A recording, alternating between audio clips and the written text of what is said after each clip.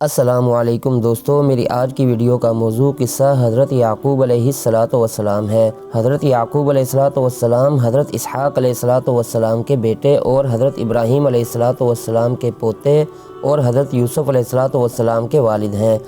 حضرت یعقوب علیہ السلام کا سلسلہ نسب یہ ہے: یعقوب بن اسحاق بن ابراہیم۔ قرآن کریم میں حضرت یعقوب علیہ السلام کا ذکر نام کے ساتھ 14 بار آیا ہے۔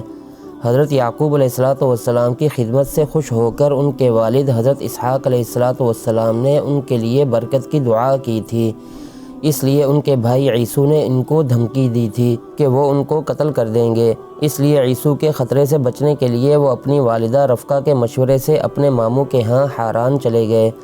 یعقوب علیہ السلام کے ماموں لایان کی 2 لڑکیاں تھیں۔ بڑی لڑکی کا نام لیا اور چھوٹی لڑکی کا نام راحیل تھا۔ یعقوب علیہ السلام راحیل سے شادی کرنا چاہتے تھے۔ ماموں نے یہ عذر پیش کیا کہ یہ ہمارے دستور کے خلاف بات ہے کہ بڑی بیٹی بیٹھی رہے اور چھوٹی کی شادی کر دی جائے، چنانچہ یہ بات آج بھی ہمارے معاشرے میں عیب شمار ہوتی ہے، اس لیے اگر تم بڑی لڑکی سے شادی کرنا چاہو تو میں تیار ہوں۔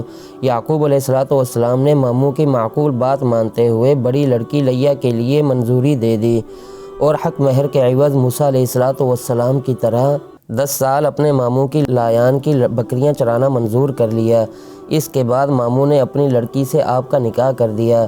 موت کا وقت ہر شخص کے لیے مقرر ہے۔ ایک وقت آیا کہ یعقوب علیہ السلام کی پہلی بیوی لیا کا انتقال ہو گیا۔ اس کے بعد ماموں نے اپنی دوسری چھوٹی لڑکی راحیل سے نکاح کر دیا۔ ان دونوں بیویوں سے آپ کے 12 بیٹے پیدا ہوئے۔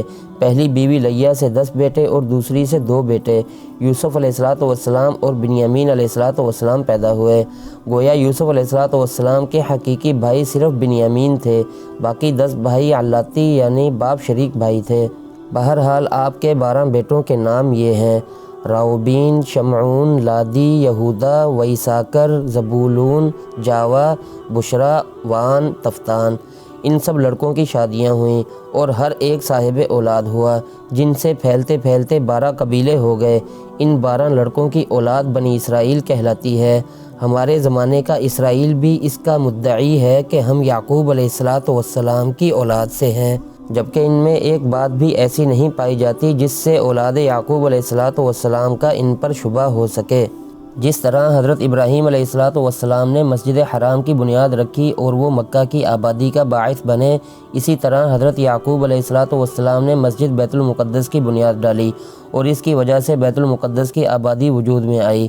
پھر عرصہ دراز کے بعد حضرت سلیمان علیہ السلام کے حکم سے مسجد اور شہر کی تعمیر کی تجدید کی گئی اور جنوں کی تسخیر کی وجہ سے بے نظیر اور شاندار تعمیر عالم وجود میں آئی، جو آج تک لوگوں کے لیے باعث حیرت ہے کہ ایسے دیو پیکر پتھر کہاں سے لائے گئے، کس طرح لائے گئے اور جرثقیل کے وہ کون سے آلات تھے جن کے ذریعے ان کو ایسی بلندیوں پر پہنچا کر باہم اتصال پیدا کیا گیا۔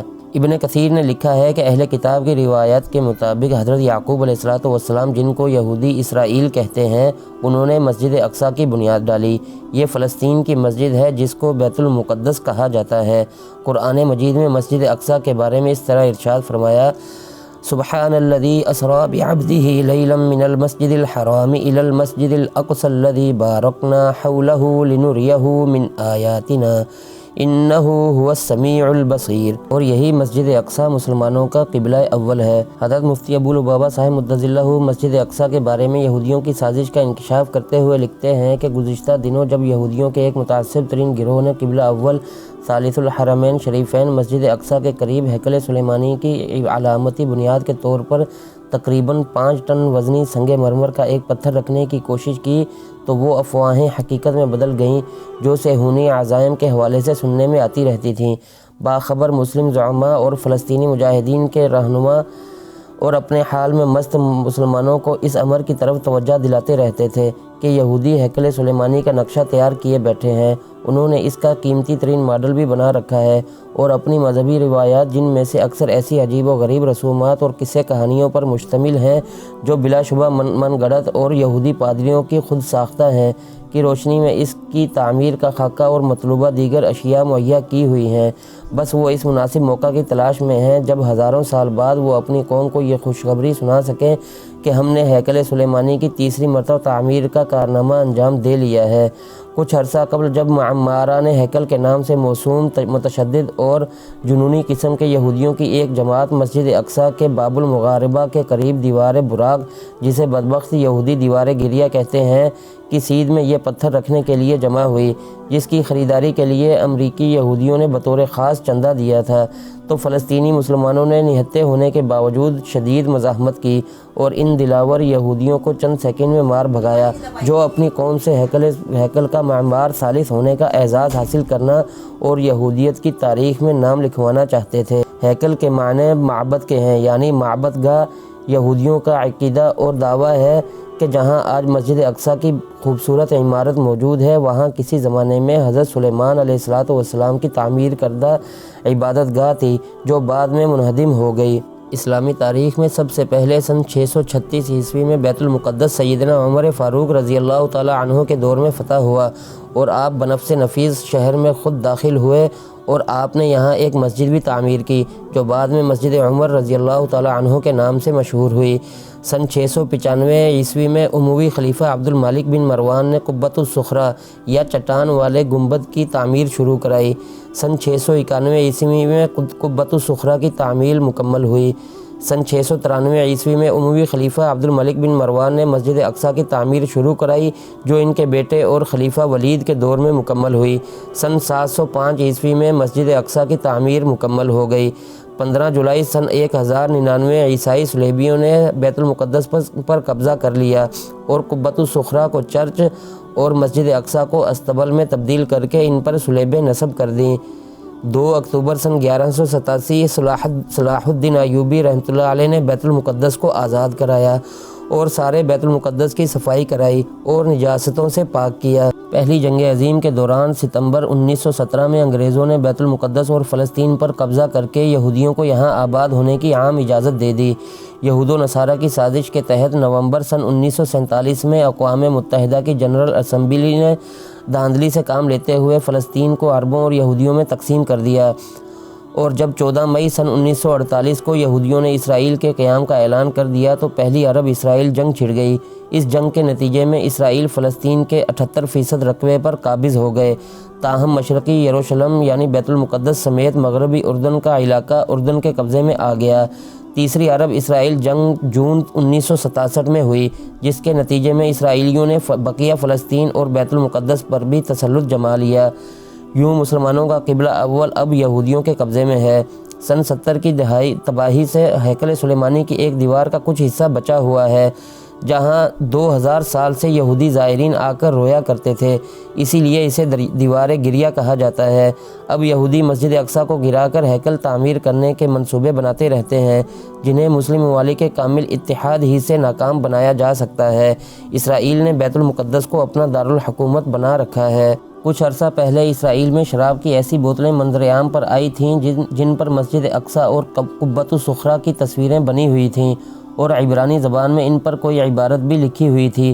اس حرکت کے پیچھے یہودیوں کی مکارانہ سوچ تھی اور اس کا مقصد یہ باور کرانا تھا کہ مسجد اقصیٰ کی یہودیوں کے ہاں قطعاً کوئی حیثیت نہیں، اور یہی وجہ ہے کہ اسرائیل کے بچے کو یہ سبق پڑھایا جا رہا ہے کہ مسلمان ظالم قوم ہے، کیونکہ انہوں نے ہیکل سلیمانی کی جگہ پر مسجد کو تعمیر کر دیا ہے، اس لیے اسے گرانا اور اس کی جگہ پر ہیکل کو دوبارہ تعمیر کرنا ہر یہودی پر فرض ہے۔ مصر میں جا کر حضرت یعقوب علیہ السلام 17 سال مقیم رہے۔ جب آپ علیہ السلام کی وفات کا وقت قریب آ گیا تو آپ علیہ السلام نے اپنے بیٹوں کو وصیت کی کہ مجھے شام میں اپنے باپ حضرت اسحاق علیہ السلام کے پہلو میں دفن کرنا۔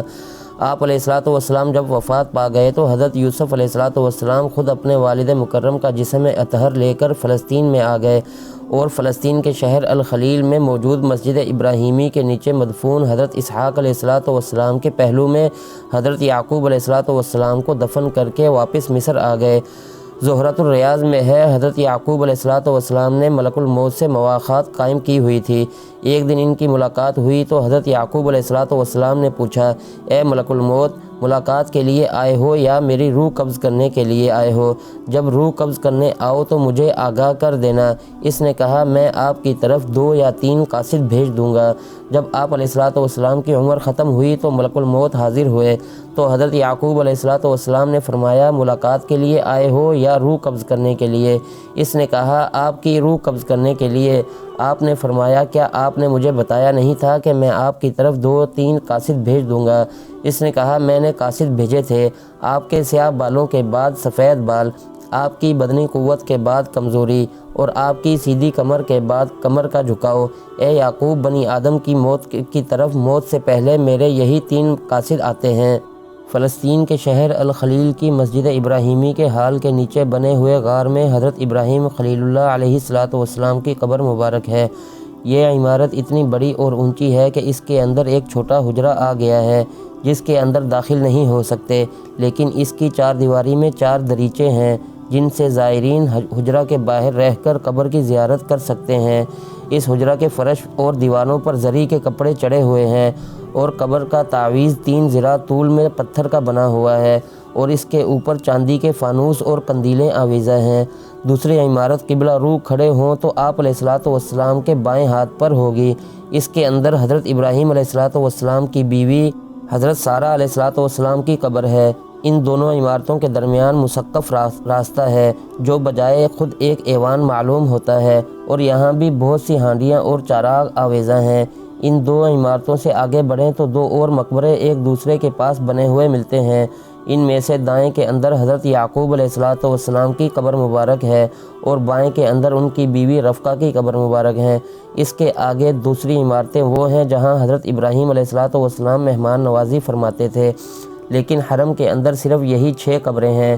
حرم کی 4 دیواری کے باہر ڈھلان آتا ہے اور اسی جانب مغرب میں حضرت یوسف علیہ السلام بن یعقوب علیہ السلام کا مزار ہے جس پر بہت خوشنما گنبد تعمیر کر دیا گیا ہے۔ اس مزار سے آگے بڑھ کر جہاں مسطح زمین آ گئی ہے ایک وسیع قبرستان ملتا ہے اور اس میں دور دور سے لوگ دفن کرنے کے لیے جنازے لاتے ہیں۔ دوستو، ویڈیو پسند آنے کی صورت میں لائک اور چینل کو سبسکرائب کر دیں۔